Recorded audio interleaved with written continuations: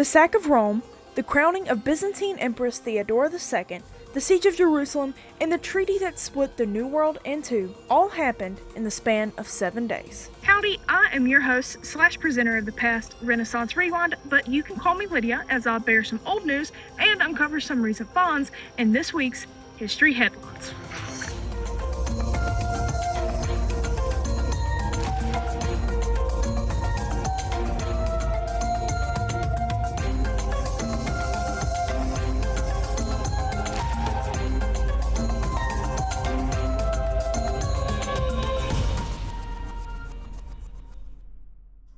This being the first episode, I feel I have some explaining to do. History Headlines is the name of this news show that is comprised of 2 segments. The first being Renaissance Rewind, where I'll take you through what happened in history this week.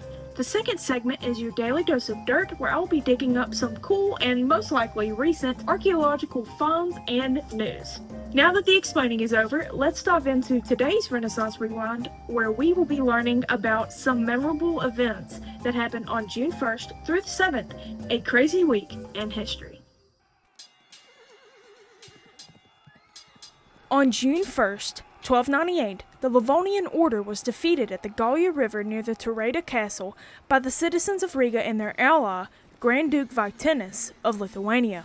For some context, a civil war broke out in 1296 between the pagan burghers, or wealthy citizens, of Riga and the Catholic Livonian Order, who were the remnants of the Teutonic Order, the Livonian Brothers of the Sword. In one of the disputes, after joining the cause, the Archbishop of Riga was taken prisoner by the Livonian Order. Just 3 months before the Battle of 𝐸𝐸𝐸, the residents of Riga formed an alliance with the Grand Duchy of Lithuania, growing their forces. Jumping back to June 1st, 1298, in the heat of the Battle of 𝐸𝐸𝐸, when it looked like the Livonian troops were winning, the Archbishop's army reinforced Vytenis, dealing the final blow to the Livonians. Up to 60 noble knights, depending on your source, were killed in this engagement.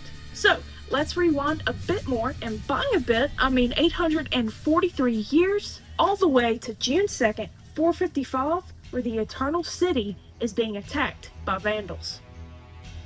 Led by their king Gaiseric, the Vandals set sail from Carthage and landed in Ostia.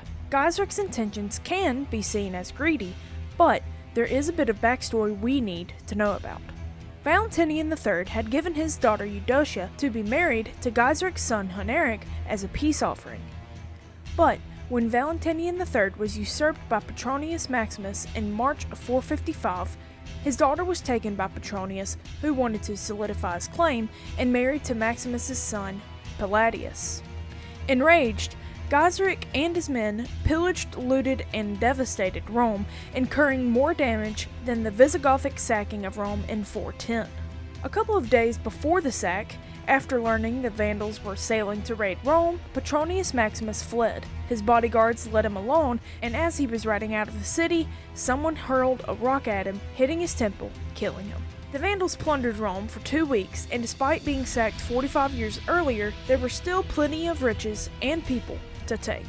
Gaiseric put citizens to death and even captured some as slaves, and took Eudoxia, Valentinian III's widow, and her daughters back home with him to Carthage. Well, while we are on the topic of destruction, let's check on Hernando de Soto, who just took possession of Florida for Spain on June 3rd, 1539. After landing 9 ships filled with over 600 priests, farmers, craftsmen, engineers, and merchants with their families, plus some 200 or so horses somewhere in Tampa Bay, Hernando de Soto found interpreters like Juan Ortiz, a Spaniard living with the Mosoco people, and Perico, a teenage boy from what is now Georgia. Using the interpreters and some captured natives for slave labor, De Soto and his party cut a path of destruction and disease across the southeast, from Florida to the Mississippi River. Not before trying to convince the natives that he was the immortal son of the sun, which explains why his men buried him without any grave markers and didn't tell anybody where he was buried. Going back in time some 500 years ago from today, or June 4th, 2025, where on June 4th, 1525, villagers from Kent and Sussex, England, started a riot at Bayham Abbey. The locals were furious to learn that Cardinal Thomas Wolsey ordered the closure of Bayham Abbey. So they, over 100 or so men, took to arms, in this case longbows, swords, crossbows, and clubs, to reinstate the priests. After a week of the villagers living in the abbey's community, the crown once again removed the canons, or the ordained priests, and indicted 31 men on the charge of rioting. Now we are heading back to June 5th, 830, where Theodora is crowned Byzantine empress. Now, don't get too excited, because this isn't the Theodora that prohibited the trafficking of young girls, but Theodora the Armenian, or the Blessed, or just the second if you don't like cooler titles.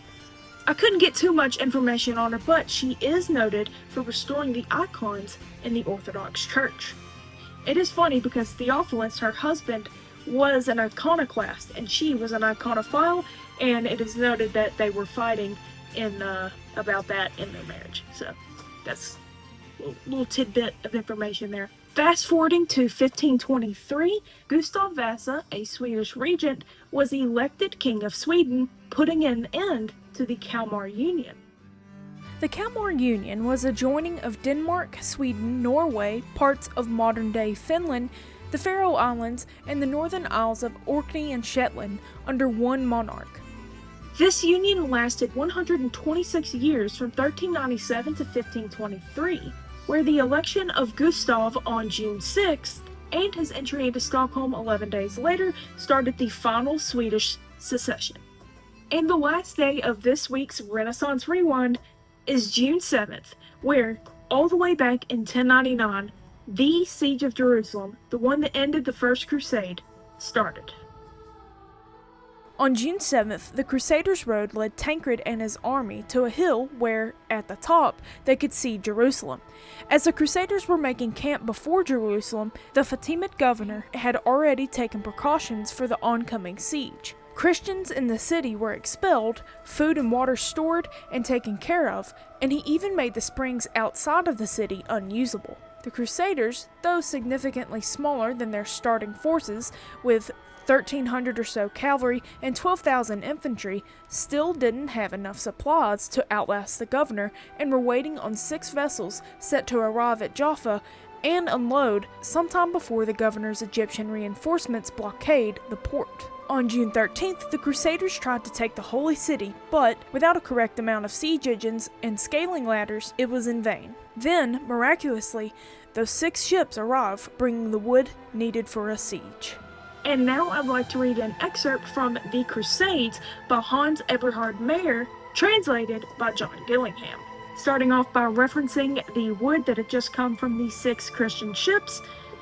Wood was brought from Samaria, but the construction of the wooden castles set on wheels and fitted out with catapults was a slow business. The heat and the water shortage had a bad effect on morale, which again sank to a dangerous level. Then it was learned that the Egyptian army was on the way. Once more, a vision came at the critical moment, this time to a priest called Peter Desiderius. He was told that if they held a fast and then a procession round the walls, the city would fall into their hands within 9 days, as long as they performed these tasks with sufficient piety. A fast was observed, and then, on July 8th, to the astonishment of the besieged, the crusade turned into a barefoot procession of pilgrims which solemnly wound its way round the city. The procession ended on the Mount of Olives, where they all listened to the eloquent words of Peter the Hermit and other preachers. The army had recovered its fighting spirit. When 3 castles were ready, they began the assault during the night of July 13th and 14th. On July 14th, Raymond managed to bring his castle up against the wall in the southwest sector, but he could not capture the wall itself. Godfrey had more success when, on July 15th, he maneuvered his castle close to the wall near the present Herod's Gate, and then made a bridge from the castle to the top of the wall. Litold, a Flemish knight from Tournai, was the first crusader to set foot on the wall. He was followed by Godfrey and the Lorrainers, and then Tancred and his men.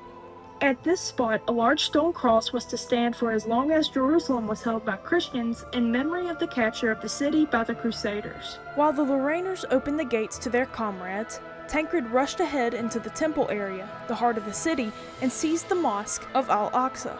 The Fatimid governor who had been directing the defense in the southern sector now realized that all was lost and withdrew into the Tower of David, a massive citadel near the western Jaffa Gate.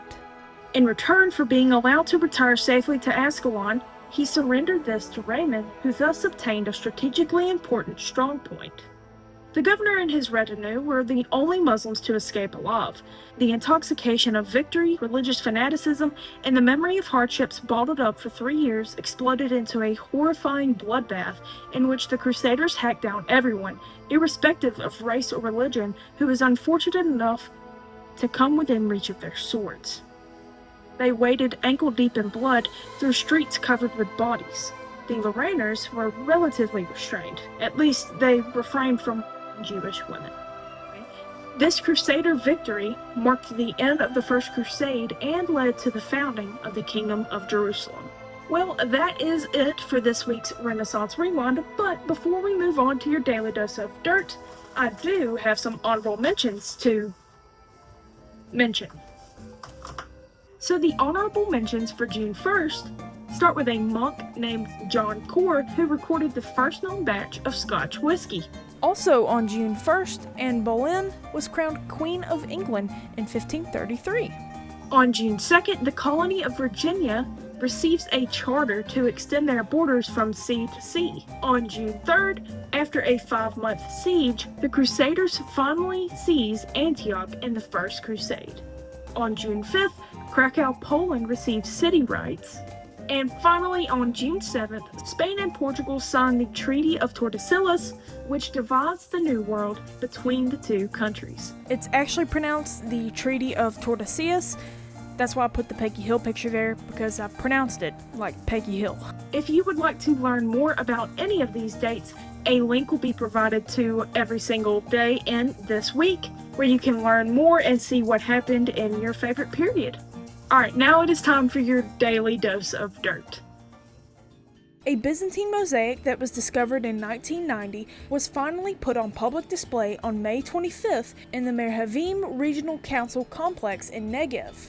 The 1600-year-old mosaic displays hunting scenes, animals, and everyday life through 55 decorated medallions.